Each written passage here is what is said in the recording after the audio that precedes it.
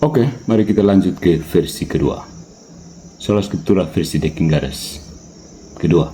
Farisi mengklaim bahwa selain kitab suci perjanjian lama, mereka juga punya apa yang namanya oral law atau oral Torah, hukum lisan, yang katanya berasal dari Musa, yang memiliki otoritas yang sama dengan kitab suci. Bahkan dalam banyak kesempatan mereka tidak sungkan-sungkan meninggikan tradisi lisan itu di atas kitab suci. Dan Nah, argumen yang diajukan untuk membela sola scriptura mengandung beberapa kelemahan logis dan inkonsistensi metodologis. Poin-poin utamanya, yang pertama, circular reasoning, argumentasi melingkar. Ini Protestan tidak sadar juga ya. Klaim sola scriptura diajarkan Alkitab karena Alkitab adalah satu-satunya otoritas.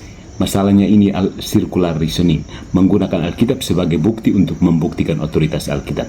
Jika lawan tidak menerima premis bahwa hanya Alkitab yang berotoritas, argumen ini tidak valid. Contoh, penulis mengutip 2 Timotius 3:16-17. Segala tulisan diilhamkan Allah untuk membuktikan kecukupan Alkitab. Tetapi ayat itu tidak mengatakan hanya Alkitab. Gereja Katolik juga menerima ayat ini, tetapi menolak kesimpulan sola scriptura, karena Alkitab sendiri merujuk pada otoritas lisan. 2 Tesalonika bab 2 ayat 15. Baca dulu. Yang kedua, strawman, mengkarikaturkan posisi Katolik. Katolik menganggap tradisi setara dengan Alkitab.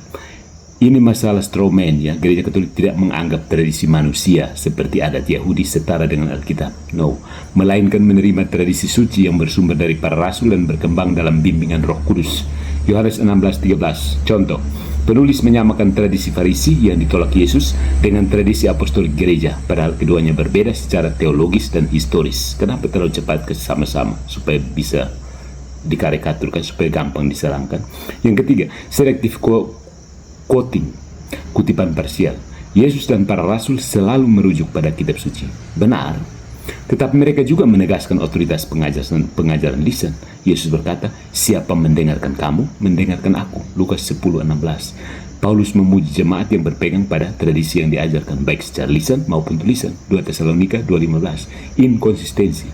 Jika hanya Alkitab yang berotoritas, mengapa para rasul tidak menulis semua ajaran mereka? Faktanya banyak hal disampaikan secara lisan. Yohanes 21:25. Inkonsistensi dalam menerima otoritas.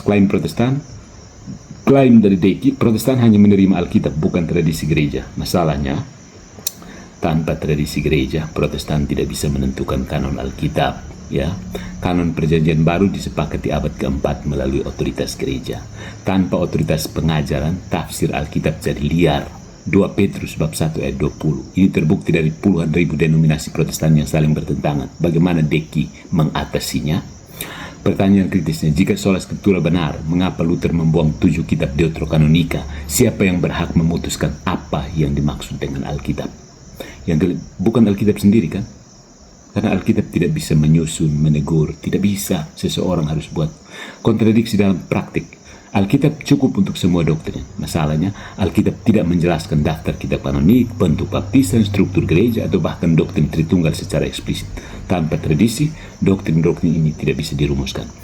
Doktrin sola scriptura sendiri tidak ada dalam Alkitab. Ini adalah kesimpulan eksternal yang dipaksakan ke dalam teks. Nah, metode argumentasi dalam video tidak konsisten karena menggunakan Alkitab untuk membuktikan otoritas Alkitab. Ini circular reasoning. Ya. Yang kedua, menyederhanakan posisi Katolik, strawman. Ketiga, mengabaikan ayat-ayat yang mendukung otoritas tradisi dan gereja. Karena itu ada selective quoting. Kamu hanya kutip ayat yang sebut kitab suci, mengabaikan ayat yang sebut tradisi. Kenapa? Tidak konsisten dalam penerimaan otoritas, menggunakan kanon yang ditetapkan gereja, tetapi menolak otoritas gereja. Tidak mampu menjelaskan bagaimana doktrin-doktrin esensial Kristen bisa ada tanpa tradisi. Ya, coba, bagaimana bisa itu barang ada? Ya.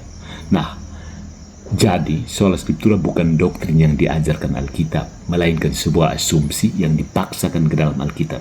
Gereja Katolik justru konsisten. Alkitab adalah bagian dari tradisi suci dan keduanya tidak bisa dipisahkan. Follow for more.